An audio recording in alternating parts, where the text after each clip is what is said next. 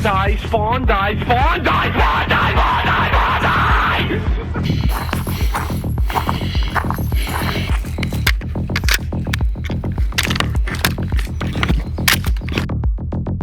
Contact!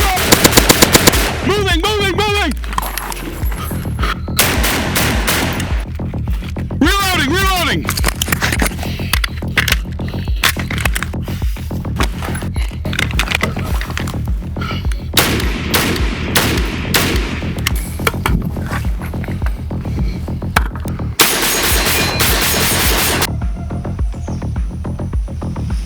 Let's talk about the ACR.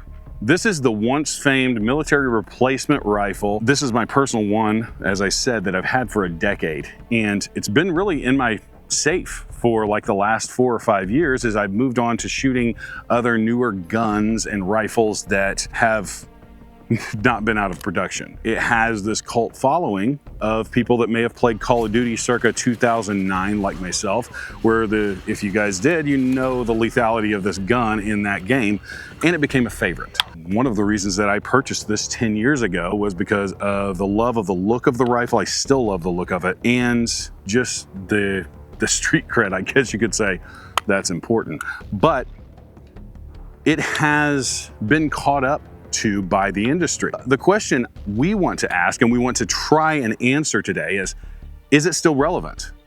Does its design and innovation still put it ahead, or has the gun industry, as it often does, caught up to this amazing and revolutionary design? So today we're going to answer the question, is the ACR still relevant?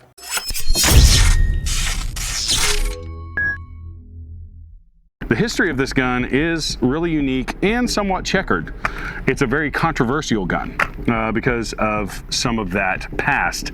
And it was originally designed by Magpul, and it was dubbed the Magpul Masada. The early versions of this look very similar to this. And Magpul slowly moved away from this design, and it was bought by Bushmaster. Bushmaster released it as the Advanced Combat Rifle, or ACR, and this is one of those. I think this is a second generation. The first generation had a lot of problems with barrels and just various things that we'll get into in a minute. But this was cool factor 1000 in the early 2000s. If you have one of these, you were one of the cool kids on the block. One of the cool things about this gun is it was really one of those that was driven by its mystique from video games. And that's what made it unique, was that it was really popular because of Call of Duty, specifically Modern Warfare 2. And I know this because, you know, as a personal Prestige 9 on Call of Duty Modern Warfare 2, circa 2009. Simpler times. What do you want to do? You tell me you want to. But anyways, we decided to pull this bad boy out and see how relevant it still is. Shooting this gun, it is very heavy. This is a almost 9-pound rifle with the optic, which by today's standards in an AR-15 is very high. That's very heavy. You can get a fully kitted out URGI with a illuminator, a laser, and all of the bells and whistles, a flashlight, and it won't come up to the weight of this gun. So that's definitely a negative when you're trying to do a lot of moving and shooting quickly with a gun of this weight. A couple of designs that were really cool and really innovative at the time, and this we're talking circa 2008, 2009, fully ambidextrous controls. And you can see here we have fire selector on both sides. We have a mag release on both sides. And just for all of you YouTube Nazis, we are unloaded. And it also has a very unique bolt release that I'll show you here. The bolt release is down here. It's almost like it has a built-in bad lever, but it is just, you press it with your finger, and that is also ambidextrous. Super cool stuff, and this was really innovative in the late 2000s because nobody else was doing this. And so that's what really made it unique and cool for a lot of people. I'm gonna show you guys something else too, that was a really unique design that was a military application. So as you can see, I just pulled a pin out That's how long it takes to change the barrel out. Down drill sergeant! Go! Why did you put that weapon together so quickly, Go? You tell me to, drill sergeant. So the idea behind this was that you could change this from a DMR to a short barrel, and they had various different lengths of barrels for this, and you could quickly change depending on the role that you needed to fill. So for an average foot soldier or a squad designated marksman, he could have it set up to where he could do CQB or could do long range with a 20-inch barrel, and that was a really unique design. I purchased this really because I loved the look of the gun. I really wanted to get into using something that was a little bit more modular than just a straight AR-15. So I purchased this, and I got it for a really good deal back about 12 years ago. But little did I know that a lot of the issues that it faced would end up being its demise. And the first issue was, as I mentioned earlier, the weight. This is a heavy gun. So a lot of people don't like running this because it'll wear you out. And I've been running this thing today, and it's heavy. And after you run a few drills with it, you start to feel that weight. And there's a lot better options out there that have a lot of the same functionality that don't have the weight problem. Dude, this thing is crazy. This is my first time ever shooting an ACR. Obviously, you know, referencing it from, you know, video games and all the cool pictures and all the lore behind it. This thing is dope. I mean, I didn't really know what to expect, but it, you know, shoots great like any other piston gun. One of the things that does stand out is I have never shot this particular primary arms optic, and this one, what is this one? The PLX, 1 to 8. And the thing that stood out to me the most is, you know, I'm always looking at different reticle designs, especially with what guys are bringing to classes. And from a simplicity standpoint, I do love the way this reticle design is. So great reticle design, pretty clear optic. Love the mills breakdown so that we can use the ballistic calculator and getting a little bit more precise on it. And if I remember right, when we were messing with this earlier, it does have the click adjustments that we technically could do. So you just want to make sure you're paying attention to what you put on so that whatever dope you put on, you take it right back off when you're transitioning between targets. All in all, you know, I'd like to shoot this thing more and keep testing it, but so far, from a first impression, this thing is pretty cool. If you guys don't know who that is, it's one of my good friends who is an expert at long-range shooting, and he took a look at this optic that I brought to a class recently by Primary Arms, who is sponsoring this video, and really educated me on it. So if you guys are looking to long-range shoot the bolt gun, AR-15 or AR-10, check that guy out. I'll put a link to his company in the description. He's all over the United States teaching, so check it out.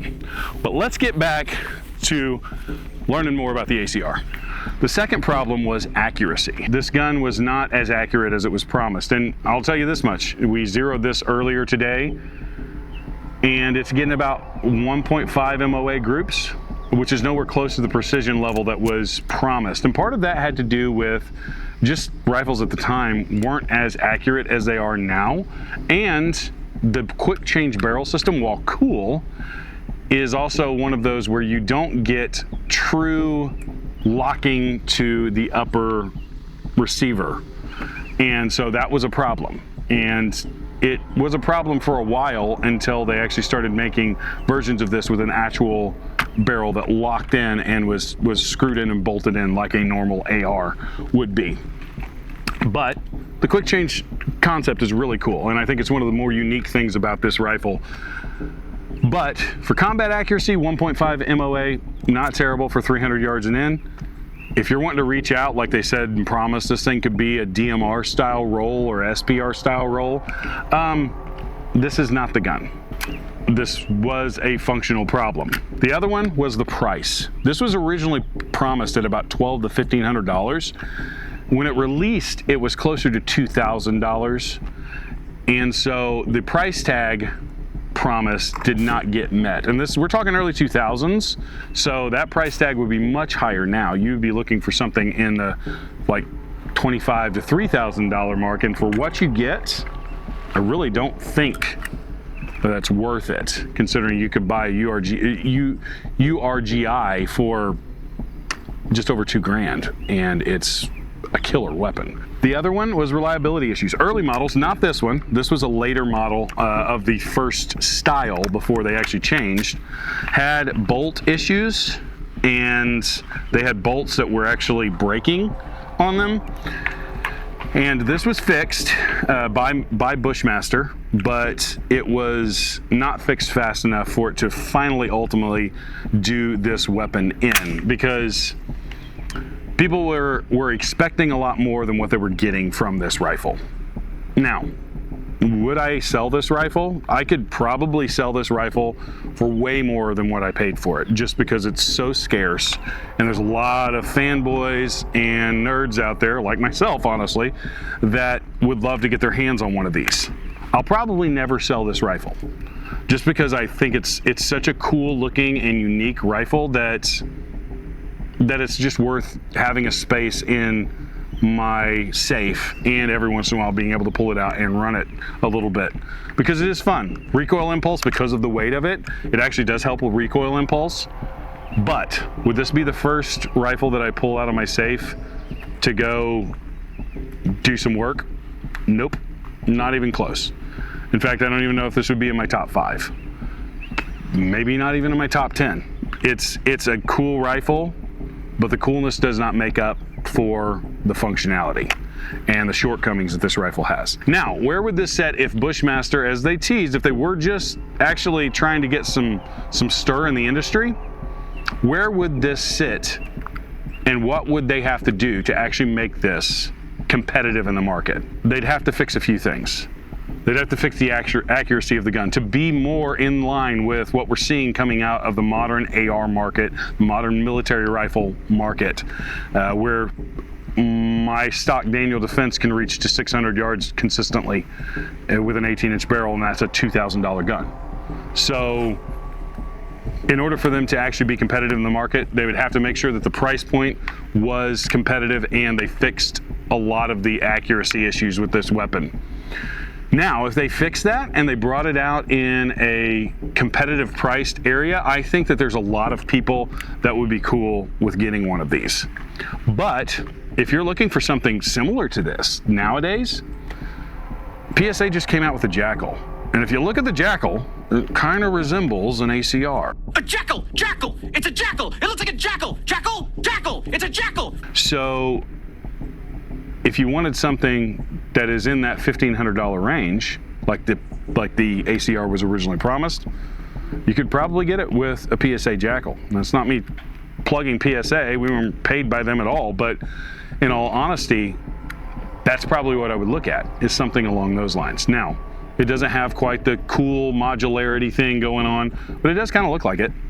And those are probably more accurate than this, or at least close to what this can do. Now, sentimental value, as I said, I'll probably never get rid of this gun. And if you guys just want something cool, want something that literally today when we pulled this out at the range, I had like 3 people say, is that an ACR? So it still carries a lot of weight in the cool factor. And if you're just one of those guys that has to be cool and drippy and whatever else, this definitely has it. But that's about all it has. So my final verdict is, if they brought the ACR back as it was, as this rifle is, would it be a legitimate contender in the industry? No. But that doesn't mean that there's still not a soft place in the hearts of those early Call of Duty players that would love to have one of these. And that's worth something. If you guys enjoyed this video, go ahead and hit like and subscribe. Hit that little bell notification so you know when our next video is coming out. We have a lot more stuff like this coming out, and it's a way for you guys to show that you appreciate this and that you love hearing about some nostalgic, cool gear out there. Until next time, Remember to keep training, be prepared. We'll see you soon.